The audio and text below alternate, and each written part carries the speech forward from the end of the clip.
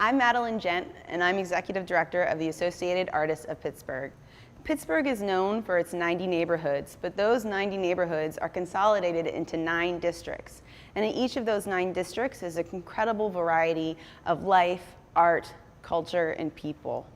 In this series, we're going to examine each of those districts a little bit closer by looking at the work of one artist. In today's episode, we're going to look at the work of quilting artist Tina Williams Brewer.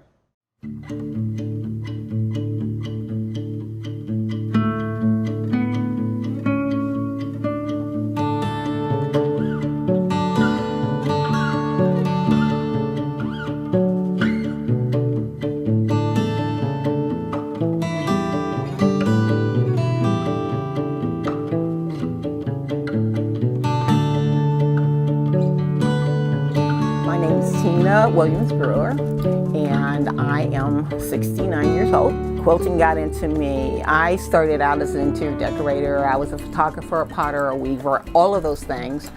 And then when I kind of retreated to my home to have children, I needed an outlet and I needed something cheap. So I took Wednesday evenings to be with my friends who were other nurturing women. So this all came out of love, because they all gave of themselves and gave the talents that they had to teach me how to quilt, because I didn't know how to quilt. And so, and then someone in the group also gave me permission not to do the same kind of quilting that everybody else was doing, but to do something different, because I didn't like doing that repeat pattern thing. So I didn't do traditional quilting from the very beginning. So there was the match of the not doing traditional work, not being afraid to make mistakes and to be different, but also to connect it with a cultural component, which was what my husband's family was all about the African culture, the African American culture, and both my husband and his father were both educators. So they poured it in. I spit it out visually. Most of these quilts have gone varying places. Again, sisterhood, people buying, you said, oh, let me do this for you. Because none of this would have happened unless somebody bought into the idea. Somebody came and Jan Myers Newberry and her husband came and photographed my quilts and submitted it for a magazine. All of a sudden people started to notice, and somebody called me from Denver and said, well, I just would like your work. And she says, but I'd like to ask you a question. I said, what is it? She says, are you somebody? And I thought, not yet, but maybe I will be. So then they had my work come out to Denver, then it'd been to San Antonio, and then I've been part of the Arts and Embassy program with the United States Embassy program. So my quilts have been to Ghana, to India, and they're in the Sudan permanently. So there's 4 of my quilts that are permanently installed in the Sudan at the Arts and the Embassy there. So, but I'm still Homewood, okay? I'm still Homewood. I think that as artists, we all kind of feel different in the beginning.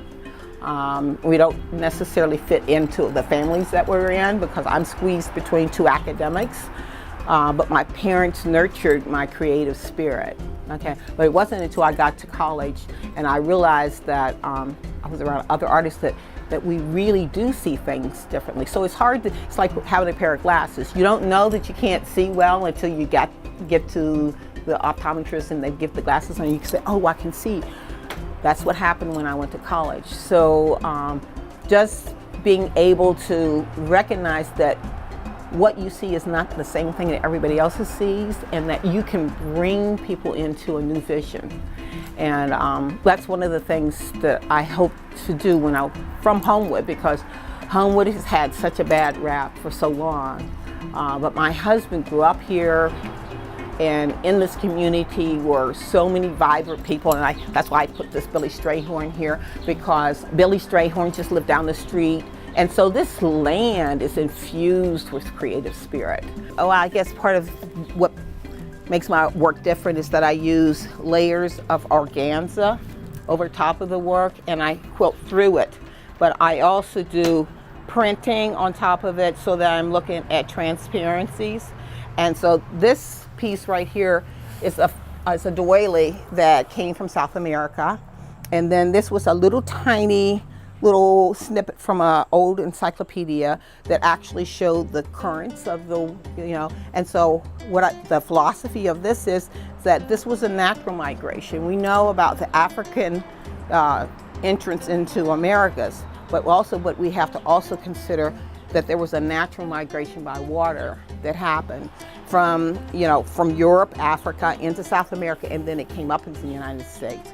So I had a lot of stuff to talk about with that. So that's why I've been, this series I started in 2011. I have been a member of Associated Artists for a very long time, and I helped the organization when they were downtown, okay, and there's been ups and downs with Associated Artists. I'm an emeritus board member, so forever I will be part of their history. And I think that being part of a tradition and the importance of seeding it something for the future, and I think this is why this is important, is that the older generation, and this is Swan Song, I feel like they have an obligation to make sure that the young people that are coming up have the proper amount of information so that they'll know what the struggle was, and so when they see it coming again, they'll be able to deal with it. So Associated Artists is one of the oldest organizations, and so I'm so proud to be part of it. I tend to always gravitate towards the African theme. This piece right here, Whose Shame Is This? I mean, my very first quilt that I did was around slavery, and even my mother was horrified that I would, bring that up. Why are you bringing that up?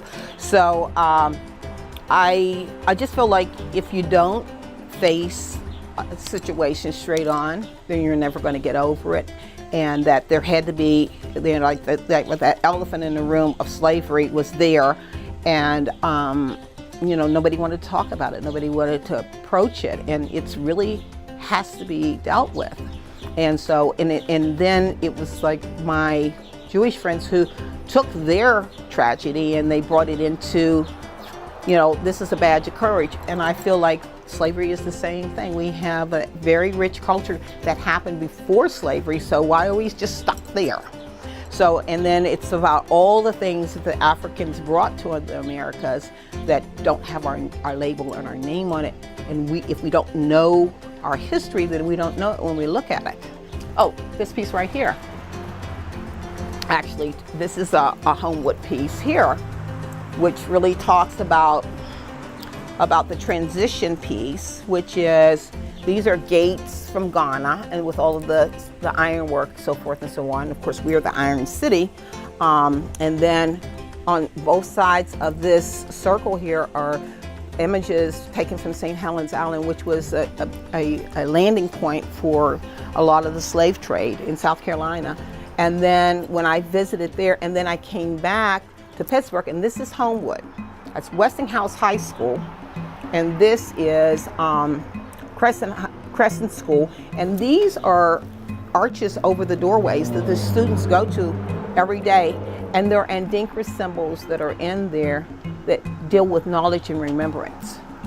And so, so that's, I had to point that out. So once you know what you know about your interaction, what you brought, then you start to, it's a discovery, more or less. And so that's been my interest, is to kind of like point these things out. So when you see yourself, you'll know that you're a part. Everybody needs to feel like they're part of something important. A lot of my work has like not a religious thing and a spiritual thing to it, because that's what this is all about. It is something that comes through me and comes out. I'm not an educator. Remember, I said I was the kid that was different between the two academics. So just being ready to receive something when it comes your way. So I don't fight hard for things. If something comes to me, I go through the door. But no, and I don't plan that this is going to be, but people, you attract a certain kind of energy. And so I've been blessed to be able to attract some really good energy. And so why would I move from here when it works? Okay, it works. It's the people and the stories and the things that they have brought to me in my interaction, because I used to be in suburban schools, and then I said, you know what? I'm an ambassador for Homewood and suburban schools. I need to be in my own community to ground my own children. The children are here, the children in the neighborhood. Oh, there's Miss Tina, you know. So there's some validity to staying and doing the hard work. And my parents, I'm from West Virginia, we stayed in the community. We did not, and that's not to say anything against anybody else, but you go to the well to get the drink of water. My drink of water is here.